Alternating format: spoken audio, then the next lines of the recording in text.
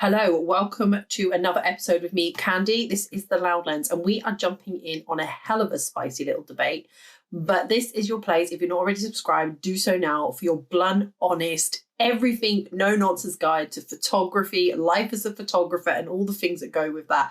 So get subscribed. If you're not, then you're going to miss episodes, and we've got some good ones coming up if you've not already listened to some great ones. But we're going to talk about something that I posted on my Instagram reel. So if you're not following me, you probably won't have seen this. There's another hint, go follow me. And it's a little debate about street photography, your right or someone else's fight, which I think is a very nice, clicky little title for you.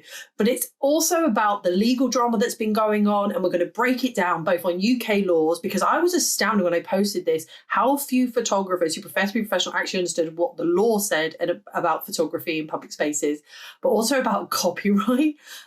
So I'm going to preface this, mostly this will be about the UK. I will dabble into other areas, but I want you to say this is where we need to be talking. And you might be surprised that loads of you go on holiday and start doing content that and you're a street photographer, just how dicey some of the rules in other countries can get into. So we all love a bit of legal drama. We love a bit of tea spillage. So let's get into this episode. Street photography, your right or someone else's fight. So the reason why we're talking about this is because I was on another social media platform and I came across a video of a mother. So picture the scene. It's Scotland. It's beautiful. There's a Christmas market on and you're out there and you're taking your kiddos out and you're enjoying the Christmas market and you become acutely aware of a photographer photographing. And she just so happens to photograph your child. You can see that. And you're like, I'm not too happy about this. Now, I am not going to say that there is anything wrong with the way this mother in her mind's went, I don't want someone photographing my kid. I get it, right? We're going to try and separate the legal side, the ethical, moral side, and the emotional side from this. But okay, so you go up to that photographer and you say, hey, I don't want my kid photographed. Can you delete it? And the photographer does what I wouldn't have done. So I normally smile and say, yeah, not a problem. Although I don't actually photograph kids that often. Like if I am, they're not the main focus typically. Unless I'm told I can. It's just not something I do. But this photographer did not. Instead, this photographer said, I'm not deleting the picture. It's every right I've got. I don't have to delete it. I'm legally allowed to take pictures in public. And boom, the match was lit. This mother is now gone to her local MP to look at changing the law about photographing children in public spaces. Now, let's get this straight. Was the photographer wrong? Legally? No. Ethically, well, that's where things get a little messy. And I'm going to be honest, I was a little shocked at how people responded, because I'm not a parent, but I can definitely see from the parents' point of view why they did what they did. But I also can understand why the photographer stood up for themselves. But I think this is not a hill that you want to die on, but we're going to get into it, okay? So here in the UK, and I'm going to preface this, in the UK, you can pretty much take a picture of anything as long as you're in a public space, okay? So there's no expectation of privacy. That's what the law says. No expectation of privacy when you're out and about, provided you're in a public space. Now, that can mean a park, a street, and yes, even a Christmas market. People can take your photos without asking, and there's literally legally sod all you can do about it. Now, I will say, I want to preface that you shouldn't be thinking every photographer has got some nefarious reason why they're photographing, okay? Because there are all sorts of people from all sorts of walks of life who could be capturing images or even just looking that way. I hate to say it, we live in a world where we need to understand that side of it. But just so you know, a person with a camera who might have been hired to photograph or is doing their own job as a photographer, shooter, I do street photography, just going out taking pictures for your own thing, right? There are many times that you're going to be captured without you realizing. Dash cameras, meta glasses, you know the ones where people wear the glasses, they've got a little camera in. Other people's background of their photos, their selfies, their videos, CCTV, you name it, you're being captured a lot more than you think. So to just say, I don't want any professional photographer taking a picture of me, I kind of have to say, you're implying that professional photographers or photographers have some sort of nefarious reason to photograph you. I'm not saying that doesn't exist, there isn't ones, but, you know. Now, itchy. I want to say, this is where it gets a little murky though. Just because you can take a photo doesn't mean you always should. And let's not be weird about it, and let's not pretend photographers haven't sometimes crossed the lines. Those lines are ones that are invisible and made up in our heads by our own ethics and morals. And what might be right for somebody else might not be right for me. And I struggle with some people who do it. You know, there's a photographer in New York who goes up to people and has a big flash that goes off in their face, and he's lauded and applauded by the art scene, the photographic scene. For me, I would absolutely hate that and I would object. But again, the laws over there are slightly different, but I do think having a massive flash go off in your face, you know, the what ifs could be done. Like, I know it's called, like, I think they call it whataboutism, but you know, you don't know if someone's got epilepsy, you can't. But the idea is, you know, you might set it off. And also, one of the arguments was put that you don't know why that child is out there. I kind of want to just say, the thing is, they're in a public space. It's going to be incredibly hard to police that. But I do think if a mother or somebody comes up to say, hey, delete my picture, I think there has got to be a point where you have to make a decision on what that, because if it's a child, there's a lot more that could be going on with that child. They could be escaping violence or anything like that, and a parent. And there might be a reason why they wanted that picture deleted. They don't have to tell you that. But before you go, no, I'm not deleting it, have a little think how that sits with your conscience. Now, in France, they take privacy much more seriously. I don't know if I can say seriously, but you actually need permission to publish a photo of someone, even if they're in public. And in Germany, they have something called personality rights. So if someone can be clearly, and I want to preface that, clearly identified in your shot, you could be in hot water if they don't like it. But in the UK and US, it's kind of meant a free-for-all. I'm not going to say quote me on that, but you know, the general gist is. So unless you're being an absolute creep, or the image is being used for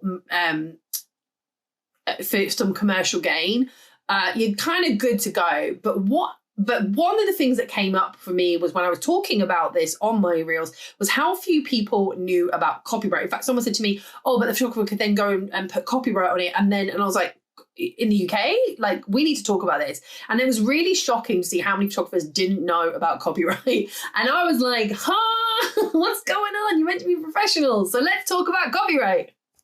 So here within the UK, again, preface here with the UK, the moment you press that shutter, that photo is yours. Period, end of. It doesn't matter if it's a blurry shot of your foot. It doesn't matter if it's an award-winning portrait. If you took it, you own it, and there's automatic copyright allocated to you, okay? It's already yours, baby. You got it. Now, in the UK, no one can demand that you hand over RAWs or delete a photo just because they're in it. They can't demand that. No one can use your photo without permission unless it falls under fair use, which is a legal headache, which we're not going to get into because there's a little bit on that I don't want to cover because it needs to be a proper legal beagle on that, legal beagle. And fun fact, even if someone pays you for your photos, you still own the copyright unless you explicitly sign them away. That's right. So your clients who say, just because I gave you the money doesn't mean you own the picture. You own the license to have the picture I present to you, not the whole picture. And I will just say there is a few discrepancies in that. And I've already mentioned that unless you sign away explicitly, if you're hired by a third party, sometimes they'll have it in the contract that they own the exclusive copyright. You need to check these contracts. And this is why I say everyone should have contracts. Now, when you're shooting in public spaces, that's not required. If you're not shooting someone like you're not got a model there and shooting them. It's when you're just out and about. It's very different. Now, other countries, they do it differently. In the US, copyright works pretty much the same as the UK, but in China, it's a little dicey. There, the law is little more towards the person who is in the photo rather than the person who took the photo. In Italy, you need permission to sell or publish a photo of someone unless it's considered newsworthy, which I don't know how they barometer that, but newsworthy. So the bottom line is, if you're photographing internationally, you better do your bloody research before you end up in a legal mess. But here in the UK, it's quite clear cut for us. Now, if we go back to the Scotland incident, the photographer was legally right with what they said, but was it the right thing to do? So here is where common sense, I think, needed to kick in. And I feel like if someone's uncomfortable, particularly a parent, you just ask yourself, is this a hill worth dying on? Is this the best shot of my career? Do I need to keep it? I mean, there was many people in my on my reel commenting saying, oh, you shouldn't have to do it. It's your work, you can do one. But I'm wondering, is it really worth the fight for that? I don't think it is. I personally don't. I don't think there's anything, unless it's an absolute groundbreaking image, which most likely it wasn't. I feel like you kind of should have really thought about this. But again, someone said, if the mother was rude to me, I wouldn't delete it either. You know, I'm doing my job. I don't understand why I suddenly can't. But I feel like when we're in a society where there's so much horrible press and news and stories about people doing horrible things, we need to be very careful about that. And I hate that photographers are tarnished with this, because the photographers are not some creepy guy walking around with doing stuff. But we are being displayed as that, because let's be real, some photographers have stepped over the mark and have a reputational damage for us. So, you know, I know for a fact there was one photographer here in this town who photographed some kids at a play park. The mother was fine with it, took some pictures, and then he followed that mother home and demanded she paid him for the photos. And she said that's not what the deal was. In the end, her partner had to chase him off. And he went around telling people this story. And then everyone was like, oh, that's really bad, until he met me. And obviously I then sort of had the one-way conversation when you followed a woman home and there's nothing wrong with that in your head. That scares me. That's a very isolated incident, I'd like to think. But for me, I think there are ways which you, and the legal standpoint, I'm not telling you can't. Another thing that was brought up by a very good photographer, Dr. Denise, who actually said, you know what, it's really weird when you go to like places like overseas, Europe, Africa, all these big other countries, people happily just photograph the kids and just don't think about it. And they kind of tokenize it and they call it travel photography. What you're actually doing is portrait photography, if I'm honest. There's a whole complex issue on that, and I think that'd be a really worthwhile discussion to have with somebody who has a unique perspective on that, and I'd love to do that. So that might be a future episode where we talk about these kind of debates and how we perceive certain culture and certain ethnicities to be photographed one way. And anyway, I'm getting down the debate, and we're not going to go into that one just yet. So for me, I try and do a thing where I engage with the people. I smile and say, hey, I'm a photographer. Do you mind if I take a shot? And now obviously you might want some candids. That's not going to work for you. But I do think if there is a chance, I try and get in.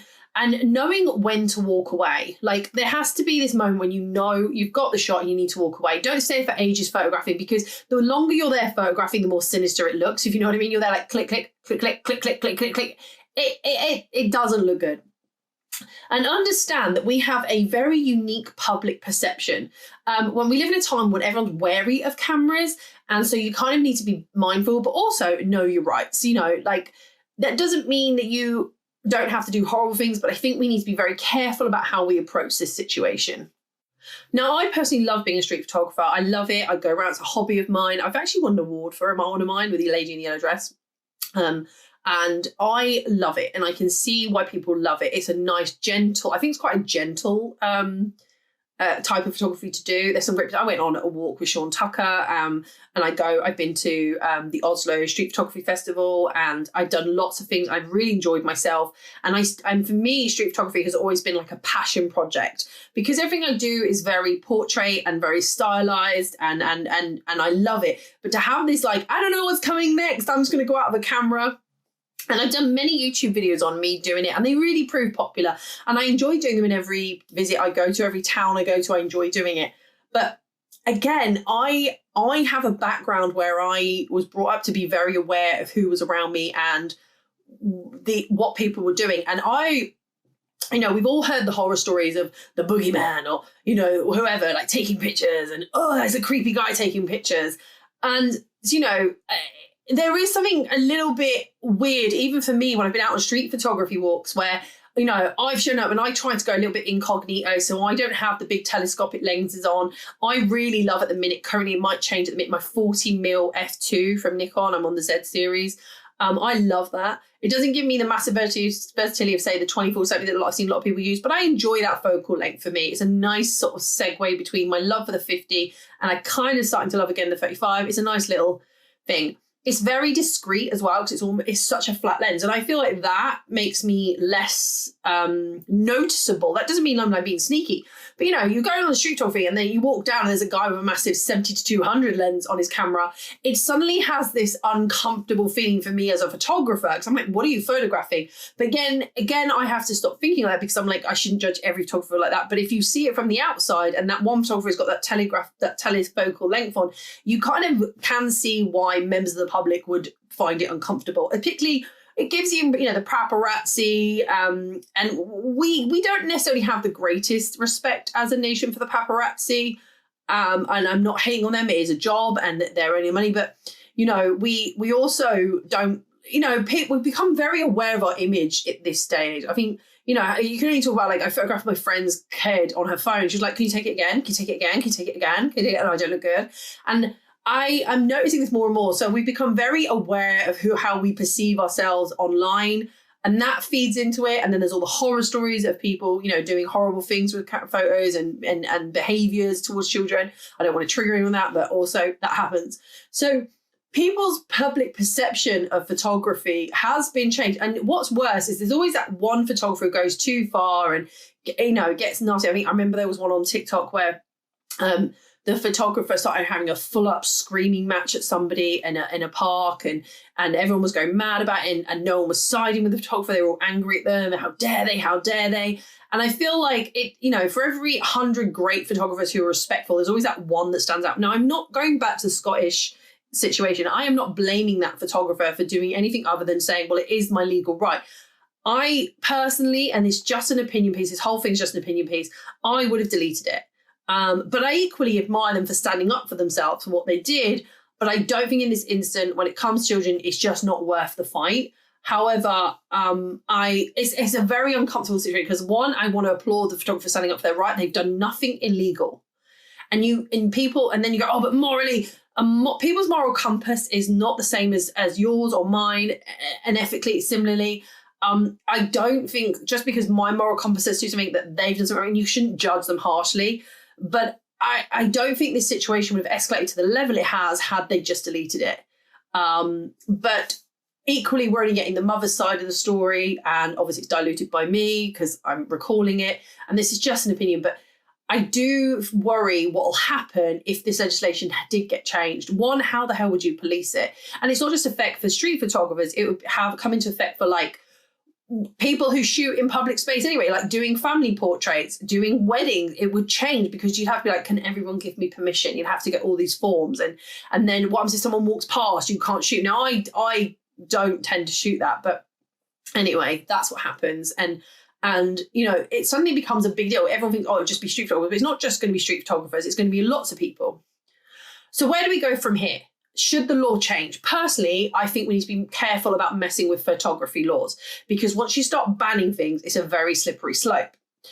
But photographers, let's not be dickheads about it, right? I read the room, pick your battles, and remember, just because you're legally right doesn't mean you want to end up in a massive social media battle and you are the center of it. Because it's a very emotional knee-jerk reaction to, right, I'm going to the lawmakers, I'm going to change it. But there will be a lot of people who jump on that. And if you've got to remember who your clients are, because they might feel, well, I wouldn't want someone photographing my kids without permission. You're a nice person, but, you know, I don't want a massive telescopic lens up their nose photographing them. And I think, you know, we're all about protecting the children. So I can understand how emotions have got high. It's quite the storm. Anyway, what do you think? Would you have deleted it? Would you have stayed with it? Would you have kept it? And would you have just gone about your day and gone, listen, love, the law's on my side. See you later. That was a terrible impression of someone I'm not even sure. So if you like this episode of The Loud Lens, subscribe, let me know what your thoughts are. Are you team photographer rights or take your camera away from the kid? Drop a comment. DM me. Let's start an old-fashioned debate. Let's have a little argument online if we need to. I like a bit of drama. But until next time, keep shooting, keep creating, and just for pity's sake, don't get sued. This has been Khandie, and this has been an episode of The Loud Lens. I'll see you all soon, bubs.